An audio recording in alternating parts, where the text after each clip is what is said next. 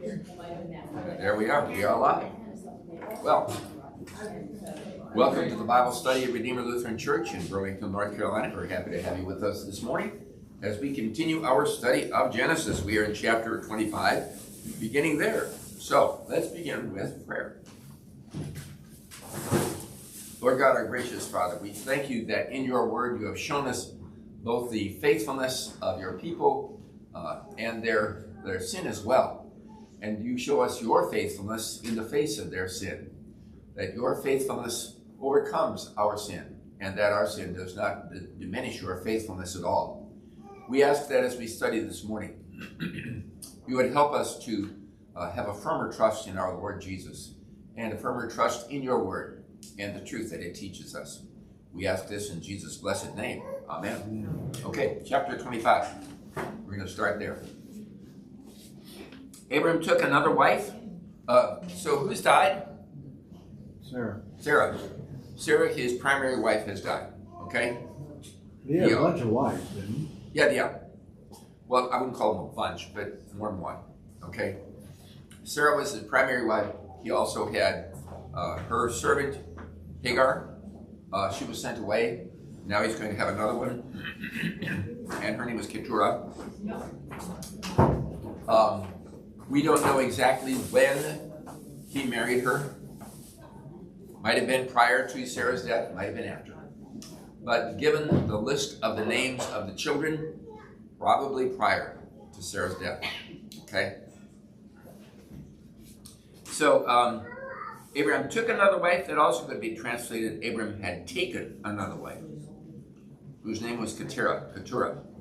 She bore him Zimran, Jokshan, Medan, Midian, Ishbak, and Shua. Jokshan fathered Sheba and Dedan. The sons of Dedan were Ashurim, Letushim, and Leumim. Okay, when you see that I-ams at the end of a word in Hebrew, that's plural.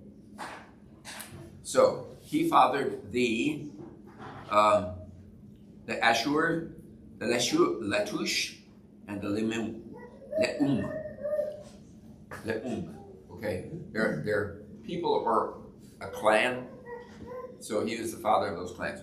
And the clans generally took the name of what's called an eponymous ancestor, like the tribes of Israel.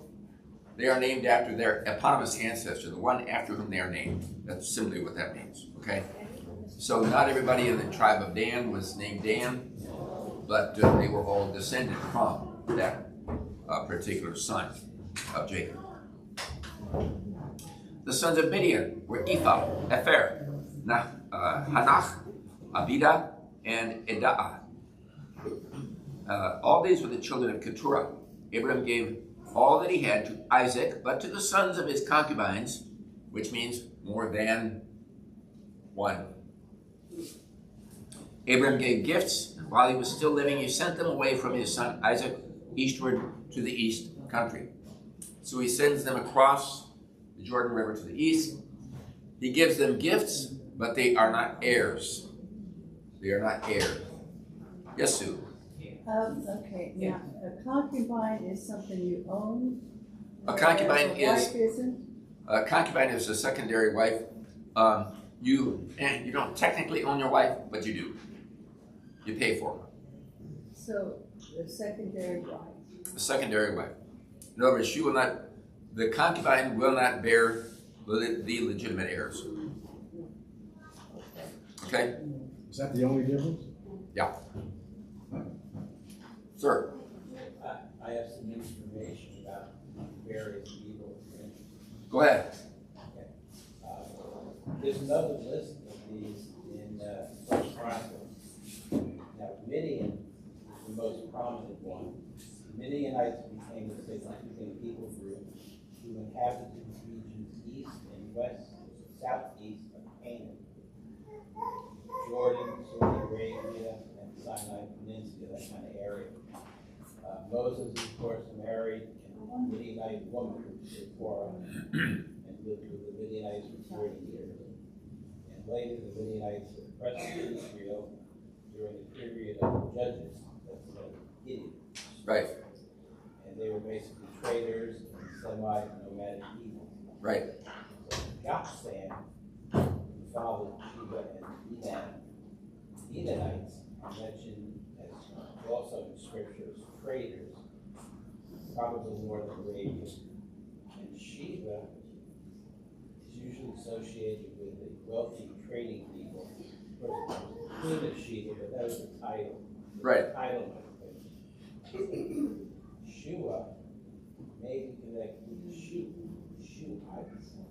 Bildad, Shuhite, was one of Job's friends. And then the other ones, we don't know anything about. Right. They've kind of passed over into Right, and basically, Abraham gave a gift, he said, to the east, so away from Isaac. So this is sure that Isaac would be the primary heir of the covenant promises. His other sons, they will establish themselves as Arabian people. right. So the purpose of sending them away, of course, was to make sure that they were not part of the promised land as well as the promise itself. Okay? The land and the promise for them were tied together. They were tied together. Okay? We noticed that most of the historic enemies of Israel are relatives. Weren't they all relatives Thanksgiving anyway? dinner, yay! Right? I'm not inviting them. Yes. What would have happened if Isaac died? Who would have had the inheritance after Isaac? Martin Luther had a rather interesting answer to that kind of question. He said, those kind of questions are the reason why God created hell. Created what? Hell. For people who ask those kinds of questions. Well, he said that because there's no answer. Scripture doesn't say there's no answer. You can make suppositions all you care to. And as one of my friends said, when you do that, you're sitting out on a limb and you're sawing it off right next to the tree. No, well, I guess maybe I worded the question wrong. What happens if the first son, the oldest, died? Who does the inheritance go to? Oh, if the oldest son dies, the inheritance goes to the next one. Okay. And we will see further on as we get into Genesis a little further. It said I lost connection with my Mevo. Oh well, I have to do that again. We will see that in the case of Jacob, his first 4 sons. The first 3 sons are rejected in terms of the covenant. It's given to the 4th son. Yeah, for various reasons. They don't die, but they are rejected for various reasons. And when we get to that, we'll discuss what that is. Okay? So these are the days and years of Abram's life. This is verse 7. 175 years. Abram breathed his last and died in a good old age, an old man and full of years, and was gathered to his people. Gathered to his people just simply means he died. Okay? And Isaac and Ishmael, his sons, buried him in the cave of Machpelah. So Isaac and Ishmael at this point get along long enough to bury their dad. In this field of Ephron, the son of Zohar the Hittite, east of Mamre, the field that Abraham purchased from the Hittites. There, Abram was buried with Sarah his wife, and after the death of Abraham, God blessed Isaac his son, and Isaac settled at Be'er Lahai Roi. Be'er Lahai Roi, we've seen that before. Does anybody remember out of your absolutely wonderful memories where that is, what that is? That is the well at which Hagar saw God, and God promised her that Ishmael would not die in the wilderness, but that he would sustain him and make him powerful. And so she named that place the well of the God who sees me. the well of the God who sees me. So that's where that is, okay? These are the generations of Ishmael, Abraham's son, whom Hagar the Egyptian, Sarah's servant, bore to Abraham. So, why are Ishmael's sons mentioned here? Because they are so important. Even though they are not part of the covenant, they are still considered to be important in Genesis, okay? And we see that word there, generations, toledoth. Remember that at the beginning? So they're going to be there are going to be 10 sets of generations, okay?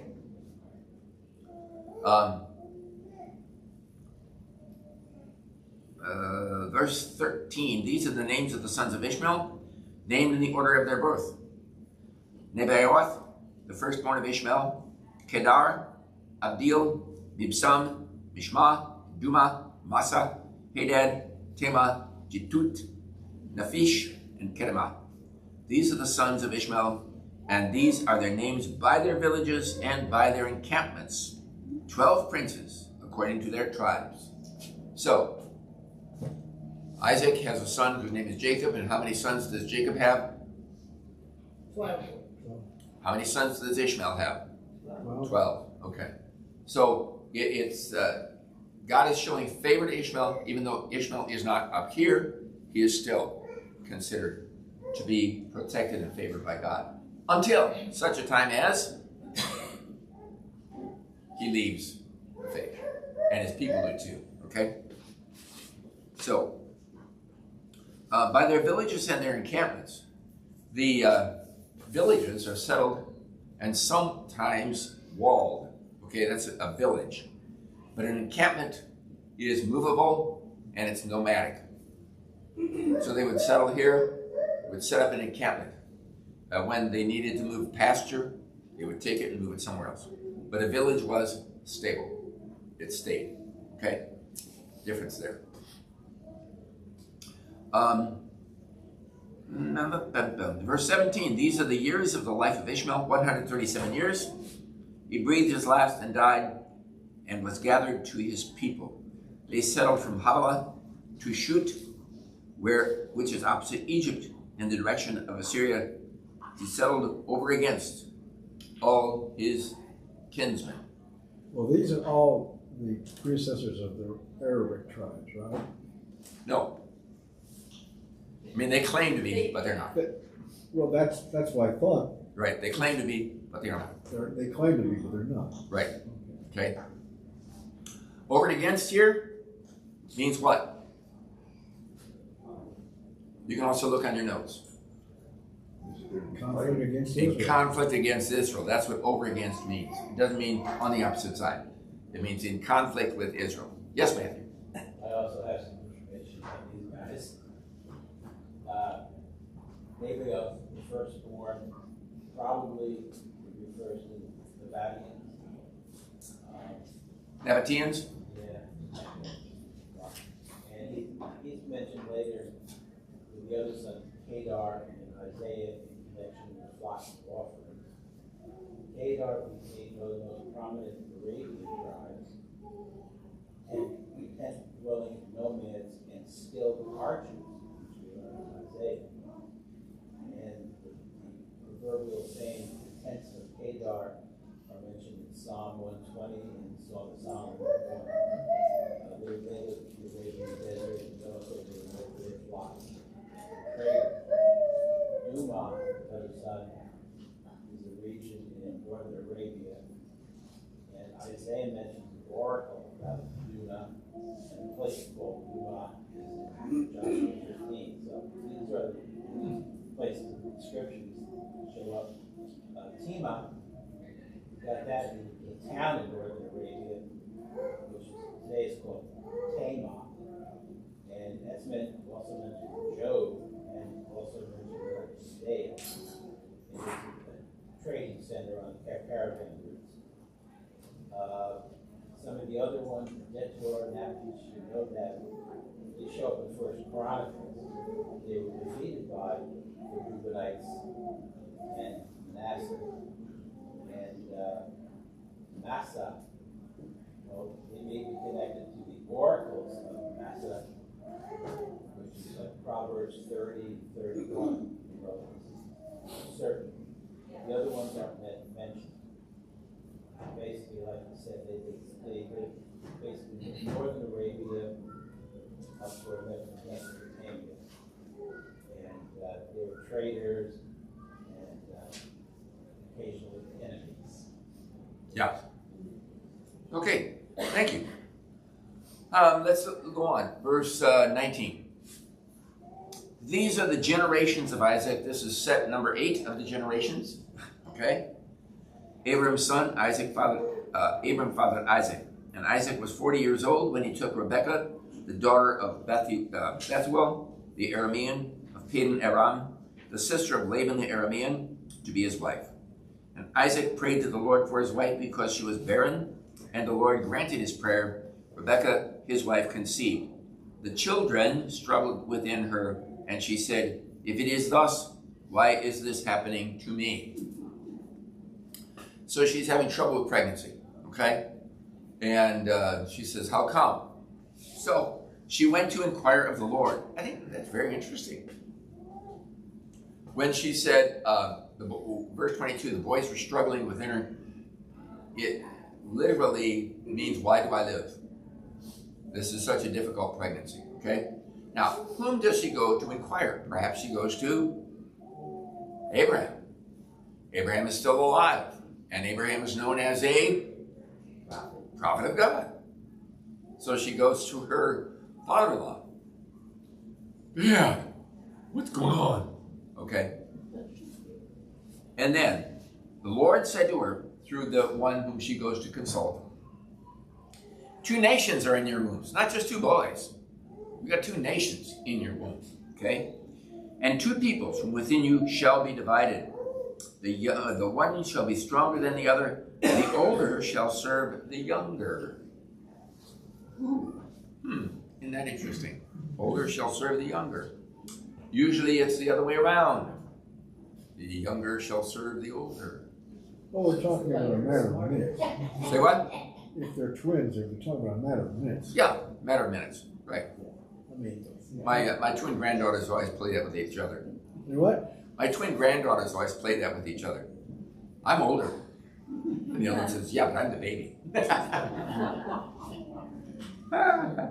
Okay. When her days to give birth were completed, behold, there were twins in her womb. How about that? The first came out red, all his body like a hairy cloak, so they called his name Esau. Esau means hairy. Hairy. We just call him Harry, then, right? Right. Just call him Harry. When I was in college, we did a little play called Harry and the Angel. And, every time Harry goes to visit the angel, wondering why he's not born yet, okay? Angel says, what's your name? He says, Harry, just like it has been the last 100 times I've been here. Harry, Hairy. R-R-Y, you know that very well. Okay, anyway.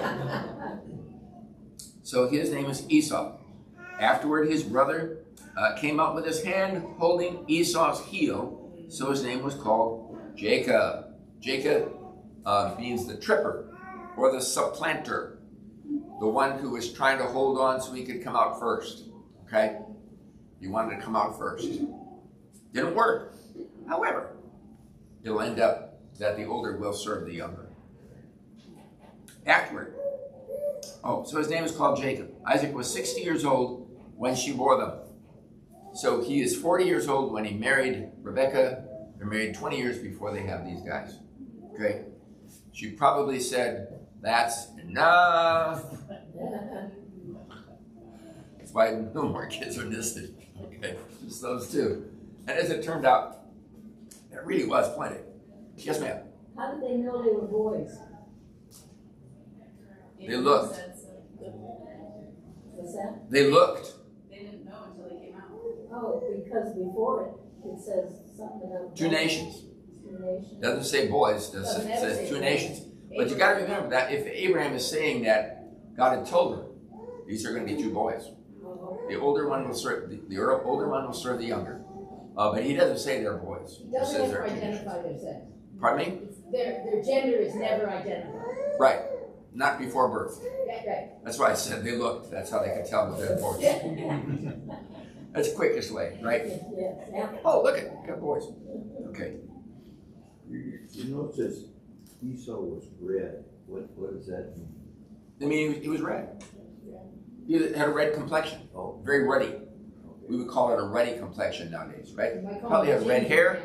Pardon me? You might call him a ginger now. Yeah. Okay. So when the boys grew up, Esau was a skillful hunter, a man of the field, while Jacob was a quiet man dwelling in tents. Okay, so Esau was a hunter, and therefore his dad liked him, because his dad liked to hunt. Okay, he was out in the field a lot. But it says that Jacob was a quiet man dwelling in tents. Quiet man could also be translated a man of integrity. Interesting, because he doesn't show much. For a while. Anyway, okay. But in verse 29 to 34, we see that neither Esau nor Jacob were men of integrity. Okay? So, Isaac loved Esau because he ate of his game, while Rebekah loved Jacob. Jacob was around, helped out. Esau was out hunting, brought home the game. His dad liked game. So, yeah, that's the way it is, right? You have twins. Sometimes one parent will like one better than the other. The other parent will like, however that goes. We are, after all, human beings. So, verse 29. Once, when Jacob was cooking stew, Esau came in from the field, and he was exhausted. And Esau said to Jacob, "Let me eat some of that red stew, for I am exhausted." Therefore, his name was called Edom. And Edom means red. Okay? Edom means red. Jacob said, "Sell me your birthright now." Esau said, "I'm about to die. What use is a birthright to me?" What does he show about his birthright? He doesn't care. he doesn't care about it. Number one, he doesn't care about it. Number two, he thinks it's very secure. He can make any kind of deal with Jacob he wants. He's still going to get it. Okay? Still going to get it. Okay? Now, the birthright, as my last notes here says, the birthright included the proper worship and preaching of Yahweh. That was the birthright. You carried forward the proper worship of God. You were the one who was entrusted with the preaching of the word and name of God. Okay? Jacob, swear to me now. So he swore to him and sold his birthright to Jacob. Then Jacob gave Esau bread and lentil stew, and he ate and drank and rose and went his way. Thus Esau despised his birthright. He was willing to give it up for a meal. Chapter 26. It's the other Yes, side of the sheet. It's the back side of the sheet. Yeah. Yes, ma'am. I was just gonna ask, if Esau had kept his birthright, that means that he had to tell people about God? Yes. That was his responsibility and his privilege.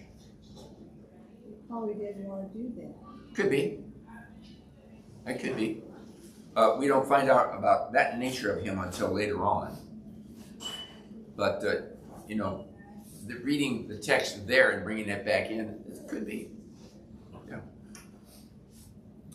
Now there was a famine in the land beside the former famine that was in the days of Abraham.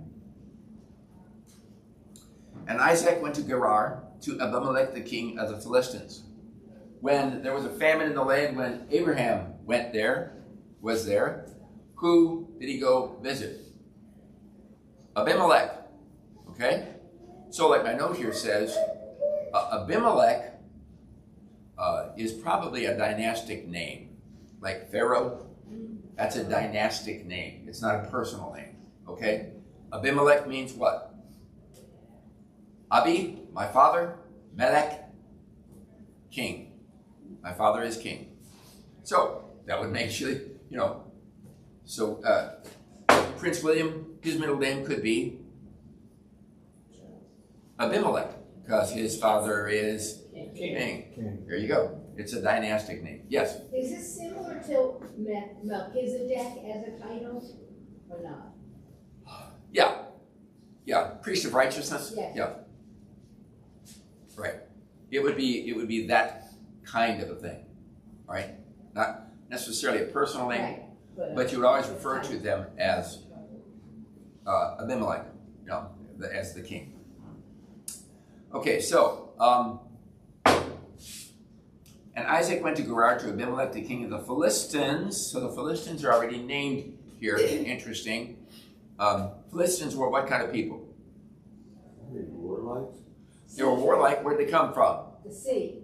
They came from the sea. Philistines literally means the sea people, people of the sea. So they landed on the coast, probably from the northern Aegean, the area around Greece, because what we can tell from the archaeological remains of the Philistines is that they are very closely related to Greek culture, Greek art, and their alphabet tends to resemble the Greeks. Okay? So, the Lord appeared to him and said, "Do not go down to Egypt. Dwell in the land of which I shall tell you. Sojourn in this land, and I will be with you, and I will bless you. For to you and to your offspring I will give all these lands, and I will establish an oath that I swore to Abraham your father. I will multiply your offspring as the stars of heaven. Will give to your offspring all these lands. And in your offspring all the nations of the earth shall be blessed, because Abraham obeyed my voice and kept my charge, my commandments, my statutes, and my laws." So, Isaac receives the same promise that Abraham received. The covenant passes down without change from one generation to the next. Okay? And notice what he says in verse 5. Why is he going to be faithful to Isaac? Promised by God. Yeah, but why is he going to be faithful to Isaac?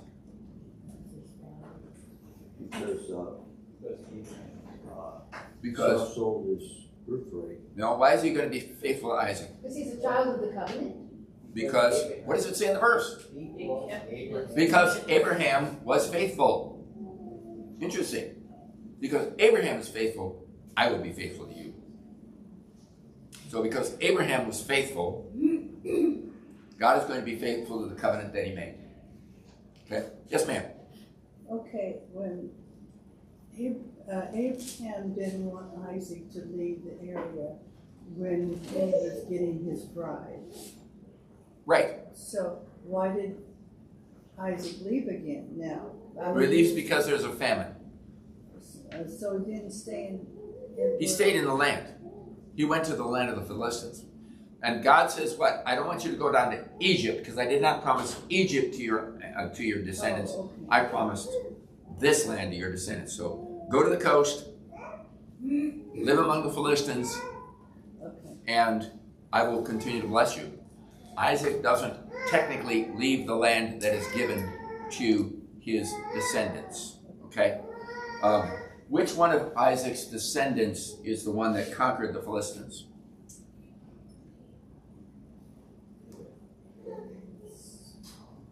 I'll guess David. David, thank you.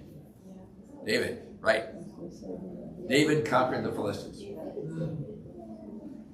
Okay? Pardon me? Goliath. Yeah.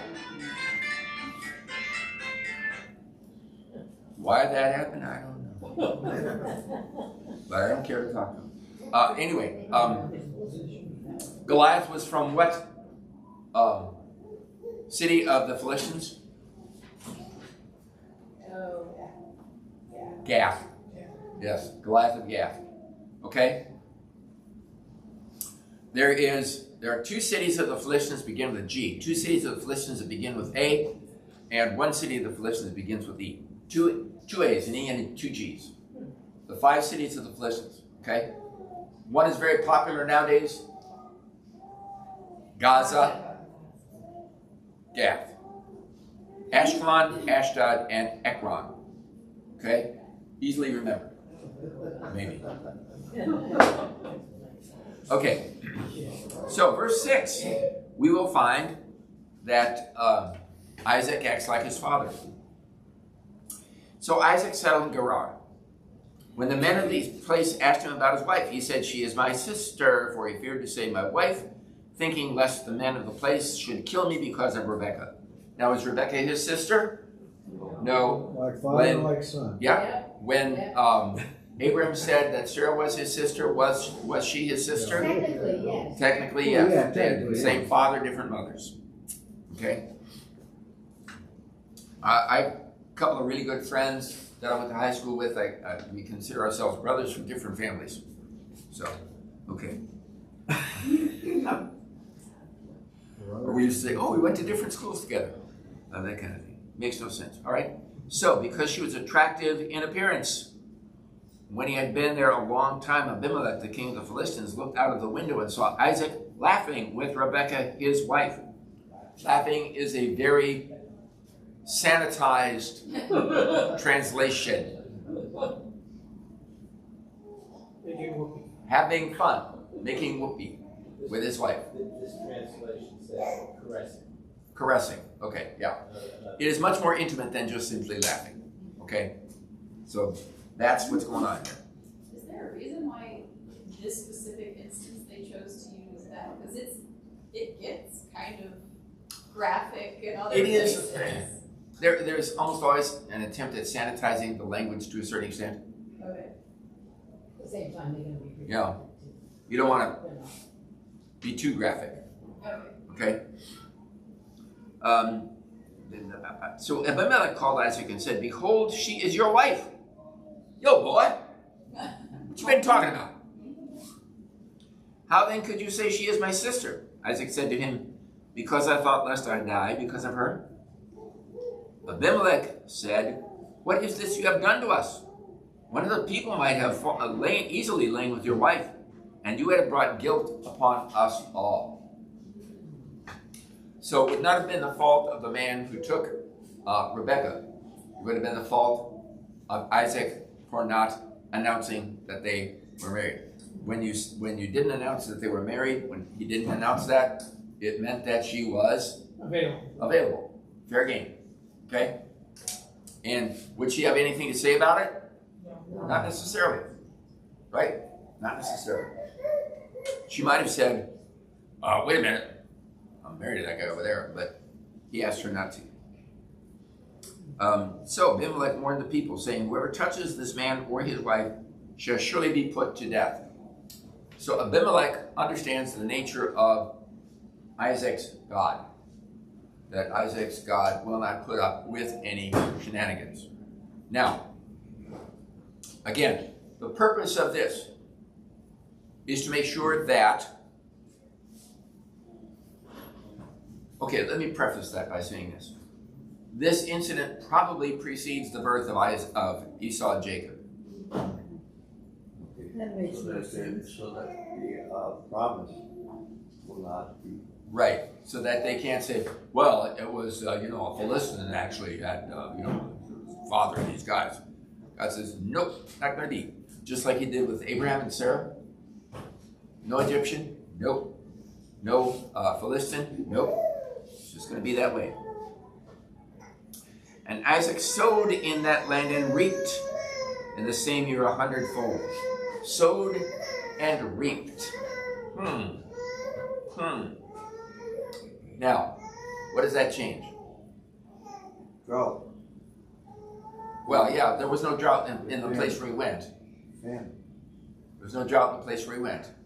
But something changes drastically here for Isaac. Now he's kind of tethered to that area. By what? By the fact that the crops are there.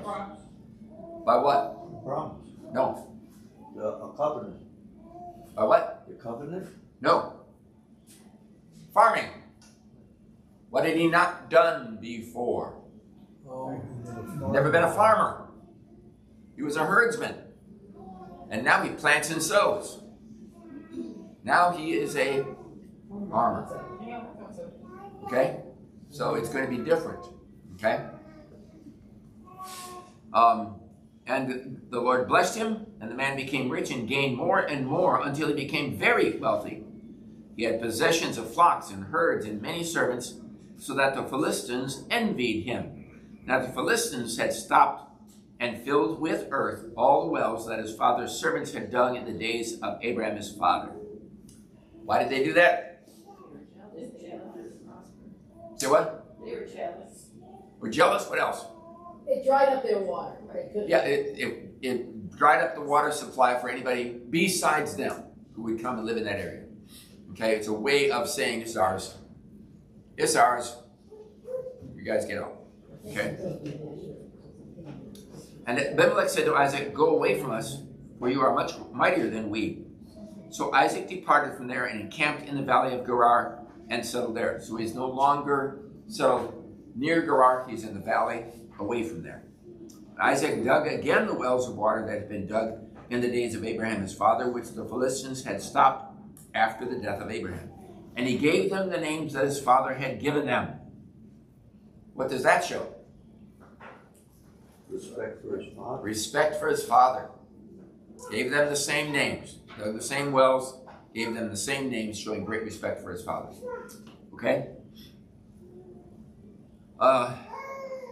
But when Isaac's servants dug in the valley and found there was a well of spring water, the herdsmen of Gerar quarreled with Isaac's herdsmen, saying, the water is ours. So Isaac's herdsmen had dug the well to water their flocks, but the locals said what? Well, I'm a 6-shooter. It's my water. Get off my land. Well, basically, it's what they were doing. Okay? We're all aware of grade B Westerns. This is a grade B Western. So he called the name of the well Esek, because they contended with him. Esek means contention. Okay? That's different than the German word Essig, which means vinegar. Okay. Who cares? All right. Then they dug another well, and they quarreled over that also. So he called its name Sitnah. Sitnah, okay? Which means enmity or hatred. And he moved from there and dug another. Okay, they quarreled over it, so he called its name Rehoboth, which means a broad place. For now the Lord has made room for us, and we shall be fruitful in the land. They did not quarrel over Rehoboth.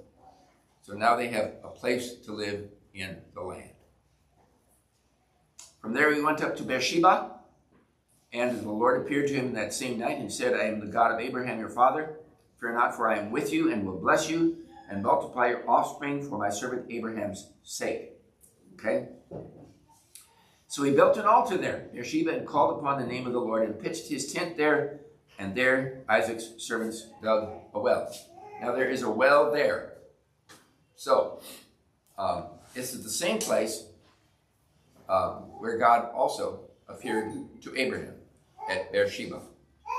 At that time, still not called Beersheba, but it will be called Beersheba just shortly. That's where it gets its name. So what Moses does is he takes the names by which people knew those places and calls them that before they were named that, so that people would say, oh yeah, I know what it is. Okay? So Chicago, if you talk about the location of Chicago, before it was Chicago, it was Fort Dearborn. Okay? Fort Dearborn. But if you say Fort Dearborn, people go, huh? You say Chicago, they go, oh yeah, I know what that is. Okay, so that's that kind of thing. It's just to give people an indication of where these things are.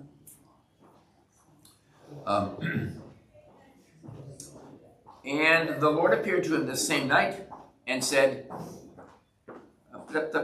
built an altar there, And Abimelech went to him from Gerar with Ahuzat, his advisor, and Phicol, commander of his army. Phicol is again, kind of a name of a title, Phicol. So the commander of his army. Isaac said to him, why have you come to me, seeing that you hate me and have sent me away from you? They said, we see plainly that the Lord has been with you. So they're saying, your God has greatly blessed you. It's evident. Again, the ancient idea that God's blessing was shown primarily in material wealth and well-being. God's blessing was shown primarily in material wealth and well-being. So that's what they're basing this on. So we said, let there be a sworn pact between us, between you and us. Let us make a covenant with you that you will do us no harm, just as we have not touched you and have done to you nothing but good and have sent you away in peace. They didn't send him away, but they didn't make war on him in order to get him out. So that's what they're saying. So we're going to make a pact because now we're afraid of you. Now you're too big, you're too powerful, you're too rich. You can make things bad for us, so let's make a pact. You are now the blessed of the Lord. Wow. Woo. Cool. So he made them a feast, and they ate and drank. Part of what to do with the covenant festival. In the morning they rose early and exchanged oaths, and Isaac sent them on their way, and they departed from him in peace. That same day Isaac's servants came and told him about the well that they had dug, and he said to them, we have found water. He called it Shebat. Therefore, the name of the city is Beer-Shebat to this day. This is the well of the covenant. Well of the covenant. Okay, now the Philistines did not accept Isaac's God as their God. Correct. Their God was, anybody remember? Dagon. Dagon. Dagon is the Canaanite word for grain. For what? Grain. Grain? Grain. G-R-A-I-N. Grain. So Dagon was a fertility god of the field. Okay? Yes, ma'am. When Abimelech says you are now the blessed of the Lord, obviously he's recognizing the fact that their God has blessed them with material wealth. Right. But is he also maybe hoping for a blessing himself? Not necessarily. Okay. Not necessarily. You have to remember that at that time, there was no such thing as the concept of a universal God except for the Israelites. Well, that's what I was thinking. Yeah. I mean, he has his God, but most of them don't mind adding another one. Leave them make that cover. There are polytheistic religions at that time. The Egyptians particularly, we know. And some of the Mesopotamians had multiple gods, but they had a primary God as well. And so Dagon was the primary god of the Philistines, and they might have acknowledged the power of Yahweh, but he would be the God of Israel, not the God of the Philistines. Why wouldn't they accept Yahweh if they saw what Yahweh was doing to Isaac? Because they had no concept of a universal God. That was his God. They had their God. Okay? It's kind of like the controversy between Ford owners and Chevy owners. Okay. If you're a dyed-in-the-wool Chevrolet owner, the word Ford stands for found on road dead. Okay? And nobody can convince you to be an adherent to Ford. Because you're not. You can be a Ford person, that's fine with me. You can be a Vikings fan, I'm a Green Bay fan. Although there are Green Bay fans who would like everybody to be a Green Bay fan, you know, they think that that's the universal God. But it's not. Sorry. Neither are the Seahawks, but we won't even go into that. Okay, I see now. Yeah. Since I got the illustration, it's closer to home, right? Okay. All right. Let's see what time we have. Oh, we're done. I'm sorry, but that's where we will stop. Okay?